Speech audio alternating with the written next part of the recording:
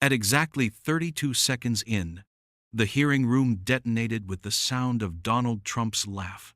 It was not a light chuckle, but a jagged metallic crack that ripped open the air like shrapnel tearing through a steel drum.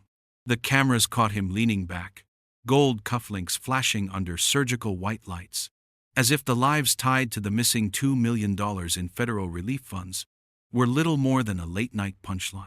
$2 million meant for 800 hurricane survivors in Galveston, where water swallowed homes and saltwater ate through family photographs. How do you look in the eyes of a woman who lost her child in that flood and laugh? The room seemed to breathe in after the sound. The marble columns leaned forward. The air itself bled, heavy with the metallic scent of tension.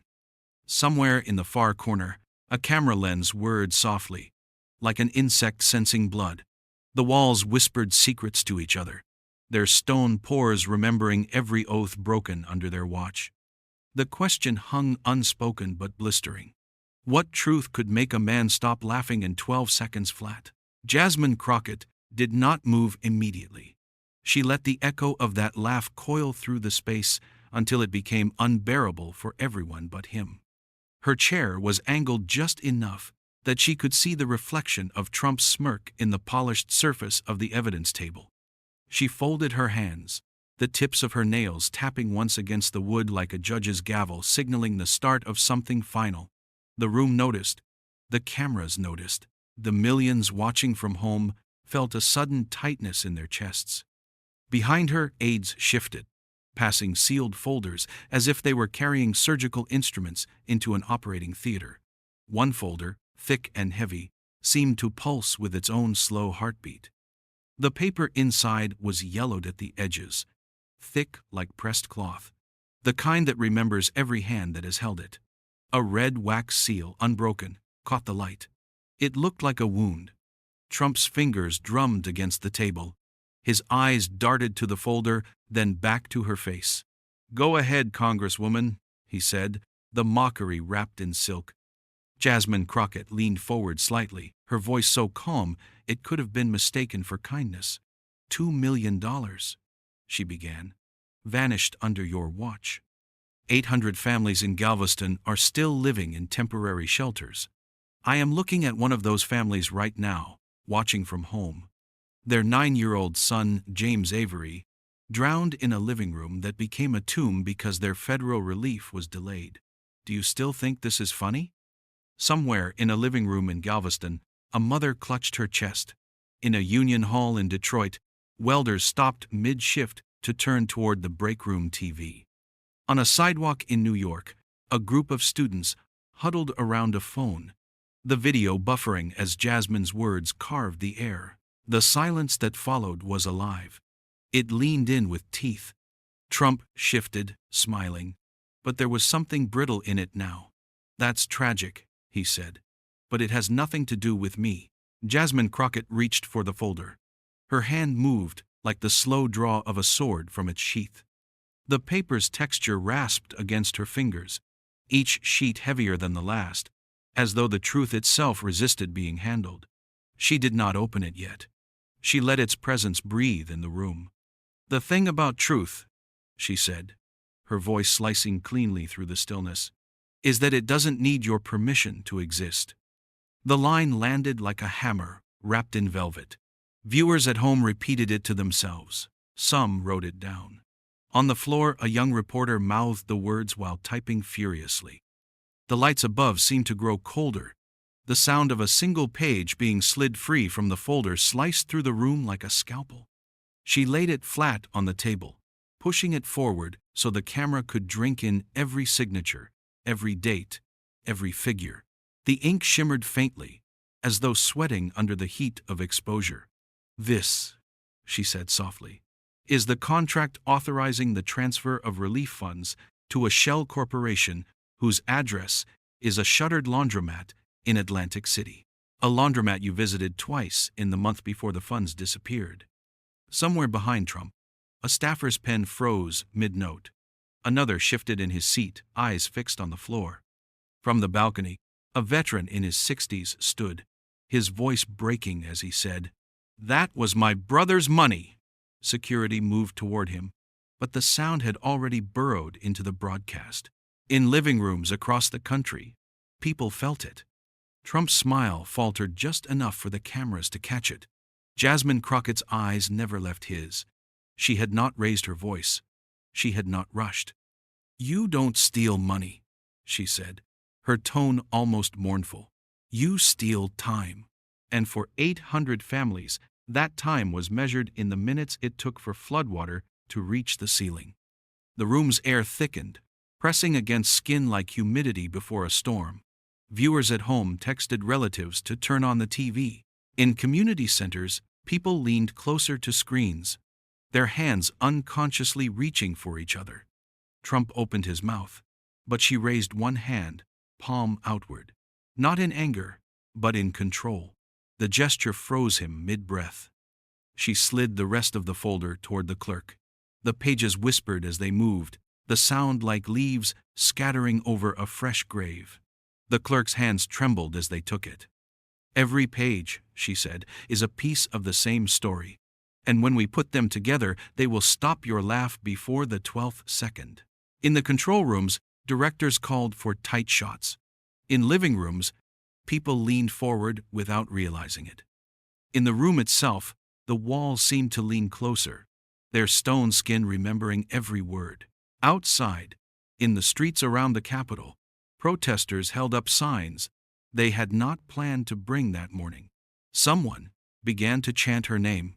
She looked back at Trump, not with fury, but with something far more dangerous: certainty. The silence had not even settled when the first murmur rolled through the hearing room. It was low at first, like the distant approach of a storm, but it gathered speed as aides leaned toward each other, as reporters pressed their earpieces tighter, as cameras tilted in unison to catch both faces in the same frame. Donald Trump sat back, his jaw shifting like he was grinding down a thought he did not want to speak aloud. Jasmine Crockett did not press forward yet. She allowed the pause to stretch, knowing every second the cameras stayed on him was a second his composure was tested. The clerk slid the heavy folder toward the committee chair, and in that short distance it seemed to drag the weight of 800 voices with it. Then, without looking at her notes, Jasmine spoke. $2 million, she said again, this time with each syllable deliberate. That's $2 million, meant for rebuilding roofs, for replacing hospital beds, for restoring the electric grid that failed in the middle of a surgery on a 9-year-old girl named Olivia Grant. Her father is here today. He sat with her in darkness while the generators failed. He buried her 3 days later. In the second row, a man with work-worn hands gripped his cap until the brim bent in half. His lips trembled, but he nodded once in her direction. Across the country, people in living rooms and break rooms stopped what they were doing. A teacher in Baton Rouge sent the clip to her civics class group chat. Trump cleared his throat. "You're exploiting tragedy for politics," he said. "Those funds were distributed through state channels. I had nothing to do with delays." Jasmine Crockett's eyes never wavered. "And yet," she said, her voice cool as glass, "the state official who signed off on that transfer was your personal appointee, confirmed by your recommendation on April 12, 2020. She gestured to the document in the chair's hands. Page 3. His signature sits right under the corporate seal of the shell company. And if you're still unclear, I have sworn testimony from the company's registered agent, who never set foot in Galveston. The chair handed the page to the stenographer. The shuffle of paper was sharp in the stillness, like a blade being drawn across a whetstone. In the far corner, a camera light blinked. Networks were already cutting the footage into short clips. Social media was swelling with the moment she froze him with a single raised palm. Veterans groups posted side-by-side images of the laundromat's boarded-up door and the relief contract's signature block. Jasmine Crockett opened another envelope, this one thinner but rigid. She slid out a photograph. The gloss caught the light, reflecting white-hot against the dark wood table. "This," she said, holding it up for the camera, "is what the laundromat looked like the day the transfer was completed. windows sealed with plywood, doors chained. No operations, no staff, no services. Yet it received $2 million in disaster relief intended for human beings still sleeping in gymnasiums. She set the photograph down with precision, aligning it with the edge of the table. The impact was not in volume, but in exactness. Trump leaned forward now, scanning the image as if it might change if he stared long enough. "You want to talk about exploitation," she continued.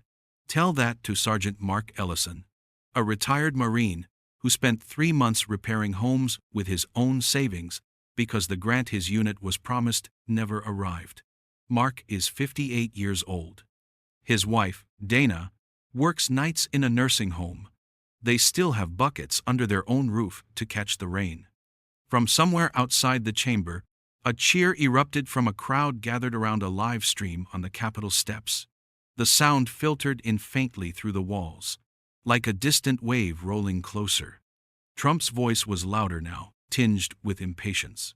"You don't know what it's like to make decisions at that level. You take one piece of paper and act like it's the whole story." Jasmine Crockett didn't blink. "I take the paper you signed," she said evenly, "and I hold it to the light so the people can see through it." The committee room's air grew taut, like the pause before a conductor drops the baton. She slid a final sheet into view, this one stamped with a bank's routing details. The paper was thick, almost cloth, and the black ink had bled slightly into its fibers. It looked like it had been sweating in a vault. "This account," she said, tapping the top corner, "is not a state account. It is not a federal account. It is registered to an entity in the Cayman Islands. The transfer occurred 48 hours after the laundromat received the funds. That is the whole story." The impact rippled instantly. Phones in the audience lit up as people texted, tweeted, and recorded reaction videos. In Houston, a woman named Carla Torres live-streamed herself sobbing, saying her parents' diner could have been saved with a fraction of that money. In Des Moines, a veterans hall erupted into applause mid-bingo game when the bank record appeared on screen. Trump leaned back, his jaw tightening. "You think you're clever," he said, "but you're just playing a part for the cameras." Her reply came without hesitation. "Justice doesn't scream, it documents." The room erupted, not in chaos, but in a sustained electric hum of voices, whispers, and the clicking of keys as reporters captured every word. The chair pounded the gavel once, more symbolic than corrective. Outside, the crowd's chants grew louder. Inside, Jasmine Crockett placed her hands flat on the table, grounding the moment. "The people who lost everything do not get their time back," she said. "But they will get the truth, and they will get it from this room." Trump opened his mouth, but before sound could escape, she raised another envelope, heavier than the rest, its corner frayed, like it had been pulled from a drawer in haste. "We haven't even begun," she said. The room was still reeling when Jasmine Crockett broke the seal on the final envelope. The sound was subtle, a thin paper tear, but it seemed to slice through the marble air like a scalpel finding its mark. The weight of the envelope sagged in her hand, dense with pages that wanted out. She tipped it forward and let gravity feed the truth onto the table. The stack landed with a flat, satisfying thud, and for a brief moment the room seemed to flinch. The papers smelled faintly of damp ink and storage dust, the scent of secrets kept too long. The top page bore a date in clean black print, May 24th, 2020, less than 1 month after the flood swallowed Galveston's streets. The column labeled "Authorized Signatory" carried a name already familiar to the cameras. Donald Trump's eyes darted to it, then away. "These," Jasmine said, lightly brushing her fingertips across the pages, "are the complete transfer logs from that shell corporation's bank account. Not rumors, not speculation, numbers." She paused. "And those numbers tell us that within 72 hours of receiving $2 million in disaster relief, $1.4 million was wired to an entity called Palmetto Advisory. That entity's CEO was also your golf partner for 15 years. From the gallery, a gasp cut through the stillness. Somewhere in the back row, a woman murmured, "That's my uncle's money." The microphones caught it. Viewers at home heard it. Trump leaned forward. "You're making connections that aren't there. I've played golf with a lot of people." Jasmine Crockett reached for the second sheet and held it up like a surgeon displaying an X-ray. And yet this particular golf partner registered Palmetto Advisory in Delaware 4 days before the hurricane hit. He had no staff, no office, no clients, but he had a direct line to your chief of staff. The lights above caught the slight tremor in his jaw. From the corner of the room, a young woman in a blue windbreaker rose, tears streaming. "My brother was 22, she said. "He died trying to rescue our neighbors because the National Guard unit never got the fuel they were promised. We found out last month that money was supposed to come from this same relief fund." She covered her face as security gently led her out, but not before the cameras drank in her grief. Jasmine let the silence work, her eyes steady, her voice still calm. 800 families. That is not a statistic. That is 800 kitchen tables where a chair now sits empty. That is 800 stories that will not end the way they should have. She pulled a glossy photograph from the pile and slid it across the table. It was a close-up of the Palmetto Advisory office door. A blank metal slab with a strip of masking tape where a nameplate should have been. "You don't just hide money," she said softly. "You hide the hands that hold it." Trump's tone sharpened. "You're acting like I wrote the check myself. That's not how disaster funds are administered." Her eyes narrowed, not with anger, but with precision. "Page 6, she instructed. Without looking down, the chair turned it toward the camera.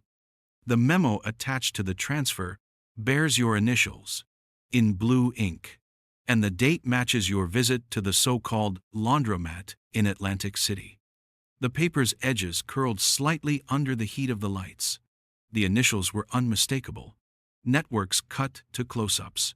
Screenshots exploded across social media. A retired firefighter in Florida recorded himself holding up the image, saying, "This is what they thought we'd never see." Trump shifted in his seat, fingers tightening on the armrests. "This is a witch hunt," he muttered. Jasmine leaned in just enough that her words would land only where they were aimed. "No," she said. "This is an autopsy." The committee chair's gavel struck once, but the echo seemed to come from somewhere deeper, as if the building itself approved. From the streets outside, chants swelled louder. Someone projected her quote, "Justice doesn't scream. It documents" onto the side of a nearby building. Newsrooms across the country ran split screens, showing the hearing and the gathering crowds. She turned the final page of the stack, revealing a ledger with the last transfer. $500,000 to a private account in the Cayman Islands. Completed at 9:23 p.m. on a Sunday night. "This," she said, "is where the trail ends for now. But it's also where your laughter ends." Trump's mouth opened, but nothing came out. His hands shifted to clasp together, knuckles whitening. Jasmine Crockett looked directly into the main camera, her voice as steady as the first word she had spoken. "To every family who lost someone because relief was delayed, your story is here now. It's in ink, it's in the record, and no amount of denial will erase it." A low hum filled the room, not from conversation, but from the collective energy of people realizing the tide had shifted. She slid the ledger toward the clerk. The paper whispered over the wood, sounding almost relieved to be free. "Mr. Trump," she said, still calm, "we're not finished." Before the echoes faded from her last words, Jasmine Crockett was already drawing the next weapon from her arsenal. It was not loud or dramatic, at least not yet, but deliberate, like the measured breath before pulling a trigger. She reached for a long, flat envelope that had been sitting apart from the rest, its edges reinforced with black tape, its surface marked only by a date, written in clean block letters, June 17, 2020. The moment she touched it, the air seemed to change temperature. The room's fluorescent lights grew harsher, like surgical lamps over an operating table. Even the leather of the committee chairs seemed to tighten under the strain. Trump's eyes flicked to the envelope, then to the cameras, then back to her hand. She slid it open slowly. The sound like a zipper on a body bag. Inside was a single sheet, thick as cardboard, folded twice. The creases were sharp, unforgiving. She laid it flat on the table and pressed each corner, making sure it would not curl away from the cameras. "This," she said, her tone level, "is the procurement authorization for emergency medical supplies to Galveston. Approved by your administration. Signed by you." She paused just long enough to let the first ripples move through the crowd. But those supplies never arrived. Not one syringe, not one respirator, not one defibrillator. From the back row, a man's voice cracked through the silence. "My wife died in the shelter. She needed oxygen." His hands were trembling, his face pale. The cameras caught him. And suddenly his grief was everywhere, on phones, on laptops, in living rooms. Jasmine continued, her voice steady but sharpened at the edges. The contract value was $500,000. Payment made in full. The vendor of record was a company called Shoreline Medical Logistics. That company shares its registered address with one of your private golf resorts in Florida. Trump shook his head quickly, forcing a smile. "I don't run day-to-day operations for those resorts. I don't choose who rents space there." Jasmine Crockett reached under the table and produced a smaller folder, deep red with a clasp of tarnished brass. She opened it like she was revealing a final puzzle piece and pulled out a glossy 8x10 photograph. "This is you," she said, holding it toward the camera, standing in the lobby of that same resort, shaking hands with Shoreline's owner. This photo was taken the day before the contract was signed. The photograph glowed under the lights, every detail sharp enough to be undeniable. The handshake, the date on the lobby's welcome board, the framed photographs in the background. Trump's jaw tensed, the corners of his mouth twitching. "You think a handshake means I approved a contract? That's laughable." Jasmine didn't move her eyes from his. "A handshake means you knew exactly who you were doing business with. The contract with Shoreline expired, with no deliveries made, yet no funds were recovered. Meanwhile, Galveston's hospital ran out of oxygen cylinders within 36 hours. The chair shuffled the documents, reading the bold print aloud. The words "no refunds" and "non-refundable deposit" seemed to land in the air like lead weights. Outside, in the streets, the crowd noise was growing into a chant that rose and fell in time with the hearing's rhythm. Inside, the atmosphere felt tighter, more oxygen-starved. Even the marble walls seemed to be holding their breath. Jasmine Crockett leaned forward slightly, the movement precise, almost surgical. "Do you remember Eleanor Peters?" she asked, not waiting for an answer. She was 63 years old. She taught English at Ball High School for 30 years. She spent her last hours gasping for air in a cot under flickering lights. Her students held a candlelight vigil outside the shelter after she passed. One of them wrote on a sign, "She didn't deserve this." Trump's reply came out clipped. "I had no knowledge of that situation." Her voice softened, which somehow made it more dangerous. "That situation," she said, "was the direct result of your signature." The cameras cut to him, then back to her. Social media feeds flooded with side-by-side stills. His initials on the procurement authorization, his handshake with Shoreline's owner, and the empty oxygen racks in Galveston. She tapped the thick paper once with her index finger. The sound was faint, but the microphones picked it up clearly. "You can deny the stories, you can even deny the faces, but you cannot deny your own handwriting." The clerk took the document, her hands steady despite the gravity of the moment. The paper made a dry, brittle sound as it slid into the official record. Trump tried to redirect. "This is nothing more than political theater." Jasmine allowed herself the faintest smile. "If it is theater, Mr. Trump, then your role is not the hero. It's the cause of the tragedy." The blow landed, and this time he had no immediate response. His mouth stayed closed. The silence around him swelled. She leaned back, folding her hands once more. "We have more, but I want to make sure the country has time to absorb what they've just seen." The crowd outside was a living drumbeat when Jasmine Crockett reached for the last binder. It was larger than the others, bound in black leather with brass corners that caught the light like the edges of a coffin. The surface bore no title. No markings, only the faint indentations left by hands that had carried it for months, maybe years. When she pulled it forward, the table's microphones caught the sound of its weight shifting, a low thud that made the wood groan. She opened it slowly. The smell of ink and aged glue rose into the air, the scent of something meant to be hidden. Inside, rows of documents lay sleeved in transparent covers, each page edged with tabs marked in red. She slid the first one free, the plastic rasping like a snake shedding its skin.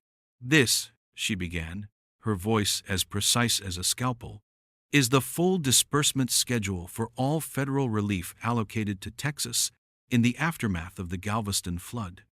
Every payment, every recipient, every date." Her fingertip traced down a column, stopping halfway. "And here is the problem.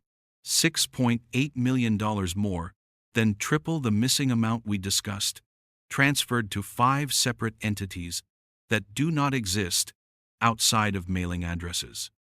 A murmur rolled through the chamber like a slow wave. She turned the page to reveal a map, each fraudulent address marked with a bright red X. One of these addresses is a post office box in Bedminster, New Jersey. Another is an unoccupied farmhouse in upstate New York, owned by a trust connected to your business organization. The trust's paperwork lists your eldest son as its sole beneficiary. Trump's face hardened, his lips pressing into a straight, pale line. "That's a stretch," he said. "You're reaching." Jasmine's eyes locked on his, unblinking. "Mr. Trump, these transfers happened under your authorization code. The paperwork bears your initials in blue ink, dated within days of each other. 5 transfers, $6.8 million, 800 families still displaced. This is not reaching. This is following the trail you left." She slid another page from the binder, this one heavier, its ink still deep and glossy. It was a bank statement, each number a nail in the coffin of denial.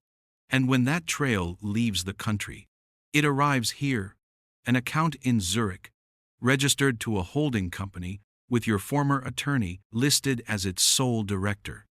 From the gallery, a man in a faded veteran's cap stood. "That was supposed to be for rebuilding the VFW hall," he shouted. "We've been holding meetings in a grocery store parking lot for 2 years." His voice cracked, and the room absorbed it like a bruise. Jasmine nodded once toward him before continuing. "When we talk about numbers, people think of dollars. But for these families, the real theft is in years they will never get back. The weddings never held, because homes were never rebuilt. The graduations missed because schools remained closed. The funerals that had to be held in borrowed spaces because churches were never repaired." The binder lay open like a wound on the table. She flipped to a final document, this one stained faintly at the edge, as if touched by damp. "This is the original request from Galveston's Emergency Management Office for medical supplies, shelter cots, and portable generators. It was filed within 24 hours of the flood. It was approved. And yet, as of today, not one item on this list has been delivered." Trump's voice was quieter now, almost swallowed by the noise outside. "I didn't oversee those logistics." Jasmine Crockett's reply was almost a whisper, but it carried. "You signed for them, and in this town, a signature is a promise." The cameras caught his eyes darting downward, then to the side. Screens across the country replayed it in slow motion. Social media was a torrent, clips, quotes, still frames of the map with its red X's. People were making posters. Some printed her words, "Justice doesn't scream.